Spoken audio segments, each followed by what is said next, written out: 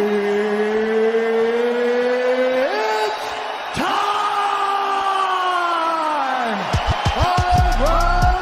the undisputed UFC.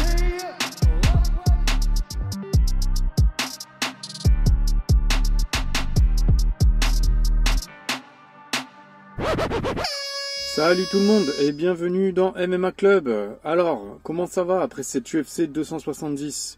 On a mangé du Francis Ngannou et du Cyril Gane, alors on va un petit peu changer de sujet. Asseyez-vous confortablement, petit cocktail, petit casque sur les oreilles, ou alors petit footing, étirement, peu importe.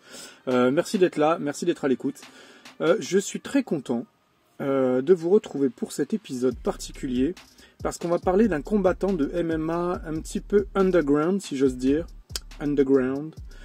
On n'en entend pas trop parler sur le devant de la scène, mais les puristes savent de qui il s'agit. Parce qu'il vient de signer dans l'organisation de Khabib Nurmagomedov, parce qu'il combat dans 3-4 jours en janvier, le 28, sur une énorme carte et qu'il ne semble avoir peur d'aucun challenge. On parle de Dylan Salvador. Qui est Dylan Salvador? Eh bien, si je réponds de manière terre à terre, il est né le 20 mai 93 à Lyon, ce qui ne me rajeunit pas. On est très Frenchy lyonnais en ce moment. Pourquoi? Parce que y a Dylan Salvador déjà aujourd'hui, parce qu'il va y avoir un sujet sur Fares Ziam, et aussi parce que quand je vais sur Twitch regarder du stream, eh bien je regarde un célèbre lyonnais de talent. Voilà, il y a du talent à Lyon et il faut le mettre en avant. Bref. Dylan Salvador, c'est un beau bébé, bien compact, de 67-70 kg pour 1m76. Il combat en léger et en plume. Il vient du Muay Thai, donc du kickboxing, où il était sur le circuit pro depuis 2011. Et il est gaucher. Il a été champion du monde de kickboxing en 2014 à 63 kg et en 2016 à 66 kg. Également en 2016, la même année, il gagne le tournoi du Glory des Contenders en moins de 70 kg. Donc il est quand même sacrément flexible sur sa capacité à changer de catégorie et surtout il enchaîne les challenges, il enchaîne les rendez-vous, il a peur de rien. Il a une fiche impressionnante en kickboxing, tout confondu, il en est à 72 combats. Ça fait 52 victoires, 17 défaites et 3 nuls. C'est incroyable. Il a combattu partout. Italie, Suisse, Chine, Angleterre, Japon, Allemagne, Roumanie, Thaïlande. Je suis jaloux parce que j'adore voyager. Lui, il combat, il s'éclate, il kiffe sa vie. Il vit de sa passion, il voyage. Là, je crois qu'il est à Atlanta. Enfin, c'est magnifique. Dylan, je suis jaloux. Donc je suis désolé, je ne vais pas revenir sur tous ces combats. Par contre, il y a quelques moments clés importants dans sa carrière en kick. Il a commencé en décembre 2011 par une malheureuse défaite contre un Italien. Puis il enchaîne 7 victoires d'affilée, dont 5 par KO ou TKO. Le soir du 10 décembre 2016, il est prévenu 10 jours avant le début du tournoi dans une autre catégorie que la sienne, en poids léger. Il fera subir 2 défaites au numéro 2 et numéro 3 mondiaux pour s'emparer de la ceinture des lightweight contenders. Comme il le dit lui-même, c'est le hold-up parfait. On note également une victoire sur Jika Chikadze en décembre 2017 pour une demi-finale des Glory of Heroes en Chine. Dommage qu'après ça, il s'est incliné en finale la même soirée. Sinon, il aurait gagné 2 années d'affilée le contender. C'est dommage. Je reviens brièvement sur un combat qu'il considère lui-même comme un des meilleurs de sa carrière.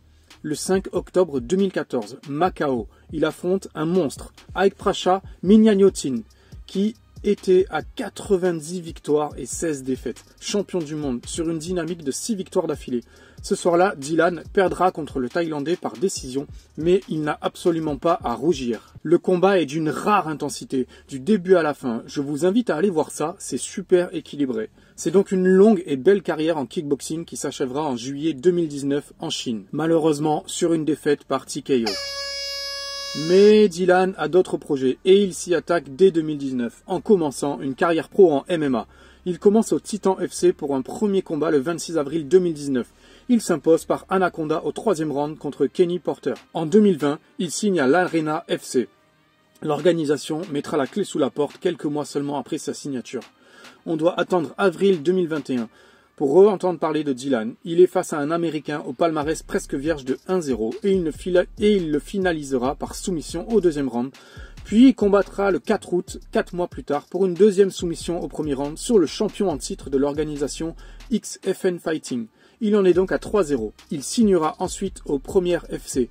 lors d'un gala où il ira en finale en battant dans la même soirée Esteban Pavan et Anthony Pike par décision. Il s'inclinera malheureusement en finale par décision partagée contre Ali Zebian qui était sur une série de 4 victoires par décision lui aussi. Malgré la défaite, la machine est bien lancée.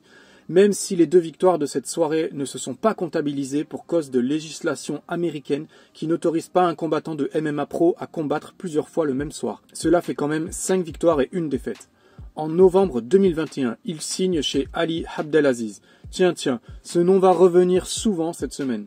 On va en parler prochainement. Il fait toujours autant réagir. Cette signature lui ouvrira certaines portes, notamment celle du Eagle FC, l'organisation de Monsieur Habib Nurmagomedov. Et justement, le 28 avril prochain, il sera sur la carte Tyrone Sponge contre Sergei Kharitonov. Rien que ça. Il y combattra le Kazakh Arman Ospanov. Il a 32 ans, il y a 11 victoires et 4 défaites. Il nous vient du PFL. C'est donc un bon client pour une carte qui va le surexposer médiatiquement, Dylan. Et puisqu'il semble avoir signé un deal de plusieurs combats, on lui souhaite beaucoup de réussite. On aborde brièvement la place de son entraîneur, le mythique Nasser Kassem, fondateur de la team Nasser K, à Saint-Fons dans la banlieue de Lyon.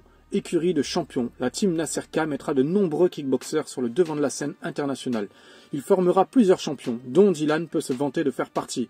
Il est considéré comme un des meilleurs coachs du monde et sa salle, réputée également pour être une des meilleures écoles de kickboxing dans le monde. Bien que résident à Al-Aititi, Dylan lui reste fidèle depuis ses débuts. En juillet 2014, Nasser Kassem s'est fait remettre la médaille de chevalier de l'Ordre national du mérite pour ses compétences et pour l'aboutissement de ses efforts. C'est amplement mérité pour cet homme qui s'investit beaucoup auprès des jeunes. Il se définit lui-même comme un éducateur de rue, un médiateur social respecté et écouté. Son gym a vu le jour au début des années 90, à la MJC de Saint-Fons, où le kickboxing n'était pas démocratisé, pas encore sous la bannière de la boxe. Avec des moyens limités, il va réussir le pari gagnant de récolter avec ses athlètes de nombreuses ceintures dans le monde entier. Le podcast du jour est terminé. J'espère que vous en avez un petit peu appris sur ce combattant spectaculaire et dynamique. Dylan Salvador sera donc dans l'Octogone le 28 janvier prochain. C'est vendredi, c'est en Floride pour le Eagle Fighting Championship. Ne manquez pas ça. Merci pour votre écoute. N'oubliez pas de vous abonner au podcast et sur Instagram mmaclub.fr. N'oubliez pas les 5 petites étoiles sur Insta, sur Spotify. C'est très important. À très bientôt et comme d'habitude, je vous fais des gros bisous.